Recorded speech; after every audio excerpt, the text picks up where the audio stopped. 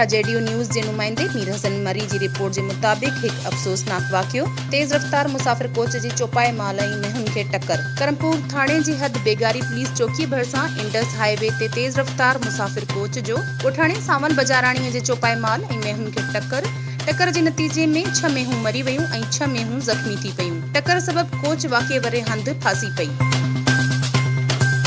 तंगवाणी में हिकु ॿियो अफ़सोसनाक वाक़ियो। तंगवाणी लॻ ॻोठ लियाकत हबचाणीअ में हीरुद्दीन शाख खे 15 फुट घारो लॻो, जंहिंमें 50 एकड़ सारियालो फसल पाणी हेठि अची वियो। पाणी घरनि अंदरि काहे पियो, जंहिंमें इरशाद बखराणी, इमाम बख़्श बहलकाणी जा घर ॿुॾी विया। पाणीअ सबबि घरनि जूं भितियूं ढही पयूं।